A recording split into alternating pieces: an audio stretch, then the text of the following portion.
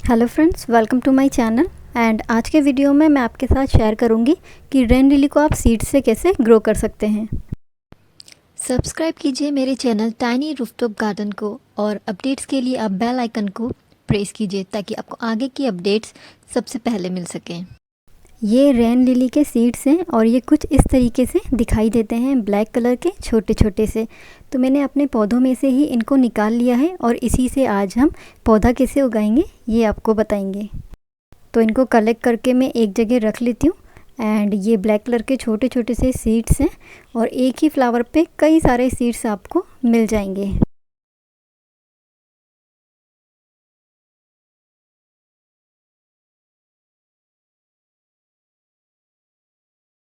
Seed को उगाने के लिए जो मिक्स मैं बना रही हूँ उसमें मैंने इक्वल पार्ट लिया है नॉर्मल गार्डन सॉइल, और उतना ही मैंने लिया है कोकोपीट, और उतना ही मैंने लिया है वर्मी कंपोस्ट। कोकोपीट मॉइस्चर को रिटेन करके रखता है, इसलिए उसको यहाँ पर यूज़ कर रहे हैं। एंड तीनों को हम अच्छे से मिक्स कर लेंगे। सीड्स को लगाने के लिए मैंने यहाँ पर एक पॉट लिया है। आप कोई भी छोटा सा पॉट ले सकते हैं या आप बड़े से कंटेनर में भी डायरेक्ट इनको ग्रो कर सकते हैं। और साथ में थोड़ा सा सॉइल मिक्स मैंने अलग रख लिया है ताकि बीजों को ऊपर से ढका जा सके। तो मैंने मिट्टी को भर लिया है अच्छे से और अब इसमें हम बीज को थोड़ी थोड़ी सी दूरी पर लगाएंगे। आपका जितना बड़ा पॉट है आप उस हिसाब से बीज लगा सकते हैं। मैं यहाँ पे 8 से 10 बीज ले रही हूँ ताकि अगर जर्मिनेशन किसी की नहीं होगी तो कम से कम 7 से 8 पौधे तो बन ही जाएंगे। आप हाथ से इस तरीके से थोड़ा सा प्रेस कर सकते हैं ताकि सीड हिले डुले नहीं। रेन लिली को कई नाम से जाना जाता है, जैसे कि फेरी लिली और भी कई नाम हैं। बीजों को मिट्टी के ऊपर फैलाने के बाद अब हम पतली सी एक मिट्टी की लेयर से इसको ढक देंगे ताकि कोई पक्षी वगैरह इसको नहीं खा सके। रेन लिली का प्लांट बारिश में बहुत ही ज़्यादा अच्छे से ब्लूम करता है। एंड इसको बीज से भी लगा सकते हैं, उसके अलावा बल्ब से भी आप लगा सकते हैं, और पहले से अगर आपके पास कोई पौधा है तो उसको आप मल्टीप्लाई भी कर सकते हैं। अब हम इसमें थोड़ा सा ऊपर से पानी डालेंगे। आप किसी स्प्रे बॉटल की हेल्प से भी डाल सकते हैं। ये वाला जो मेथड है बीज से लगाने वाला है, और आगे इसी वीडियो में मैं आपके साथ शेयर करूंगी कि आप इनको बल्ब से कैसे लगा सकते हो, और अगर आपके पास पहले से ही कोई पौधा है तो आप उसको कैसे मल्टीप्लाई कर सकते हो। और फिर आप पौधे को वहाँ रख दें जहाँ पर इसको सुबह की 2 से 3 घंटे की धूप मिले, और देखिए 3 से 4 दिन के बाद ही इसमें जर्मिनेशन स्टार्ट हो गई है। मेरे लगभग जितने भी मैंने बीज लगाए थे उसमें से 7 से 8 तो जर्मिनेट हो गए हैं, और ये कुछ दिनों के बाद इस तरीके से दिखाई देने लगेंगे। और जब ये पौधा इस स्टेज में आ जाए तो आप इसको फुल धूप में रख सकते हैं। जब भी आप कोई पौधा बीज से लगाते हैं तो उसको फ्लावरिंग तक आने में थोड़ा सा टाइम लग जाता है। कोई भी आप वेजिटेबल लगाइए या फ्लावर प्लांट, उसमें इस स्टेज तक आने में थोड़ा सा समय लग ही जाता है। लेकिन जब हम किसी पौधे को बीज से लगाते हैं और जब उसमें फ्लावर्स आने लगते हैं तो देखकर बहुत ही ज़्यादा अच्छा लगता है। और वैसे आप चाहें तो नर्सरी से बना बनाया पौधा भी ला सकते हैं।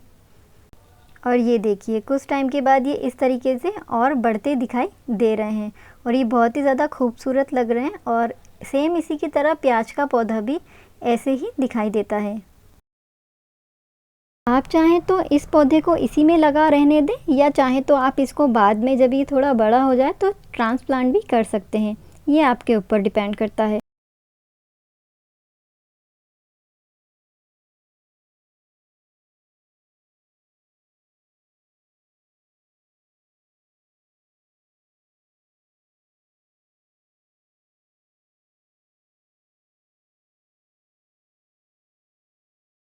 तो रेन लिली का पौधा अब इतना बड़ा हो चुका है और मैं अब इसको इंडिविजुअल पॉट में ट्रांसप्लांट करूँगी। वैसे इसी पॉट में अगर ये लगा रहेगा तो भी इसमें फ्लावरिंग अच्छे से हो जाएगी।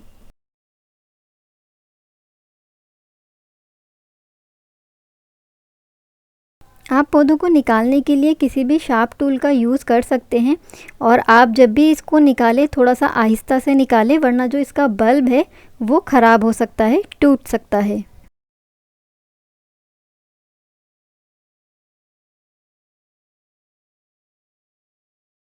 तो मैं धीरे धीरे करके सारे बल्ब इसमें से निकाल लूँगी। एंड ये देखिए इस तरीके से ये बल्ब बनकर तैयार हो चुका है।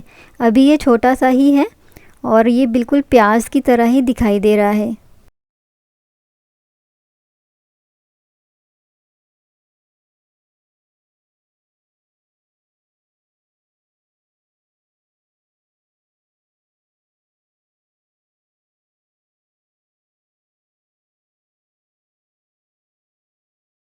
सो इसका फाइनल लुक इस तरीके से दिखाई दे रहा है और अब हम इसको इंडिविजुअल पॉट में ट्रांसप्लांट करेंगे।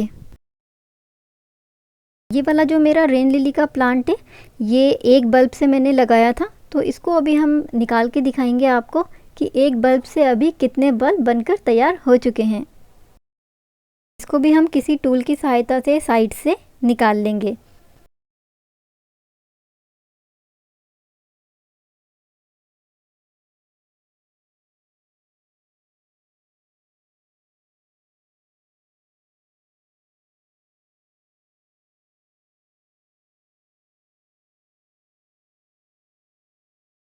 तो ये देखिए ये पूरा एक बंच बन चुका है और बिल्कुल ये काफ़ी ज़्यादा इसका साइज़ जो है बड़ा हो चुका है।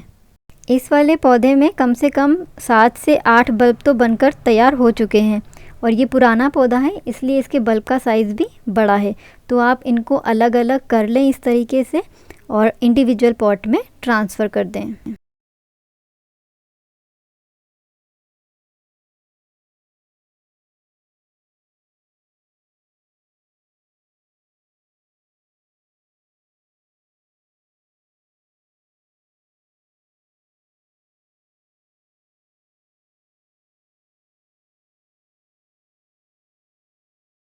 पौधों को ट्रांसप्लांट करने के लिए अब जो मिट्टी हम बनाएंगे उसमें लेंगे 40% नॉर्मल गार्डन सॉइल, 30% कोई भी ऑर्गेनिक कंपोस्ट, 20% कोकोपीट और 10% रिवर सैंड।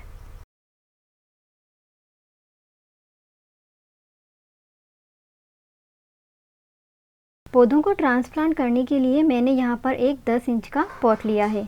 पॉट में ड्रेनेज होल होना बहुत ज़रूरी है और उस होल के ऊपर आप कोई भी क्ले का टुकड़ा रख सकते हैं जिससे सिर्फ उसमें से पानी ही निकले, मिट्टी बहकर ना निकले। सो मैंने सारी मिट्टी अच्छे से फिल कर ली है। अब एक एक करके मैं सारे बल्ब को इसमें लगा दूंगी।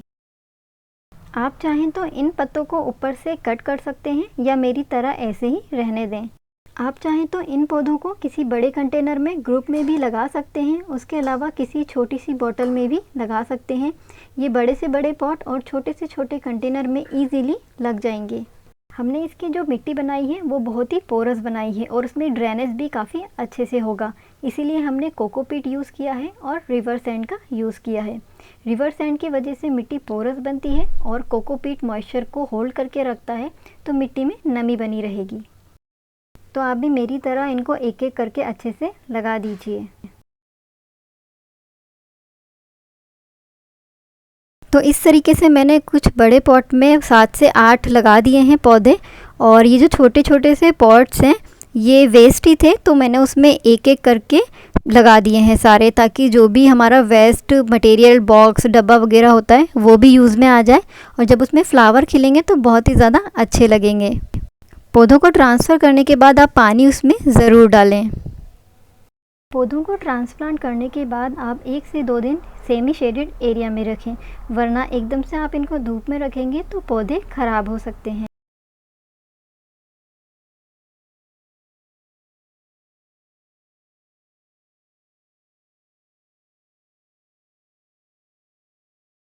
और 10 से 15 दिन के बाद आप मिट्टी की गुड़ाई ज़रूर करें।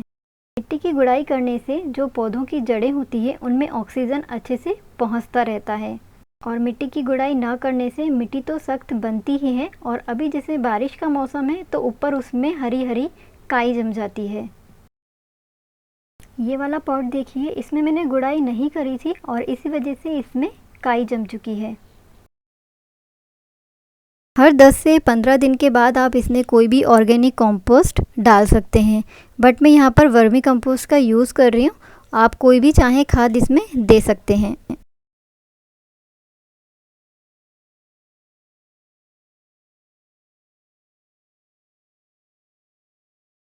खाद डालने के बाद आप पानी डालना बिल्कुल भी ना भूलें।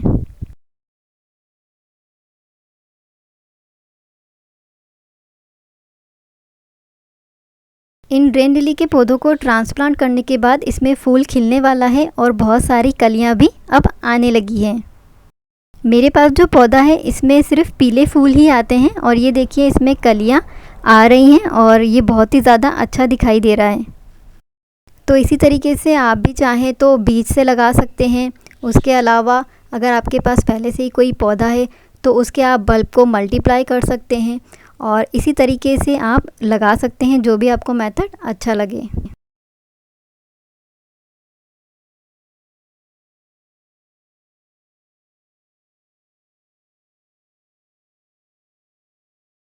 तो देखिए खिलता हुआ ये फ्लावर कितना ही अच्छा लग रहा है येलो कलर का। इसके और भी सारे कलर्स आते हैं बट मेरे पास ये सिर्फ एक सिंगल कलर में ही अभी है।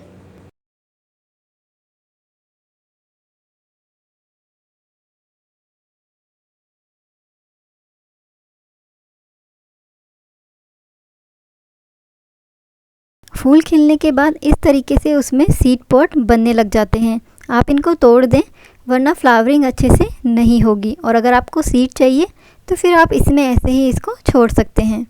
मुझे और सीड्स नहीं चाहिए इसलिए मैं इन सबको टाइम टू टाइम कट करती रहती हूँ। तो इस तरीके से आप भी रेन लिली का पौधा घर पे आसानी से उगा सकते हैं। सो आपको आज का वीडियो कैसा लगा मुझे कमेंट में ज़रूर बताइएगा। एंड अगर वीडियो अच्छा लगा है तो लाइक कीजिएगा, शेयर कीजिएगा, और अगर मेरे चैनल पे नए हैं तो इसको सब्सक्राइब कीजिएगा। Thank you so much friends. Happy gardening.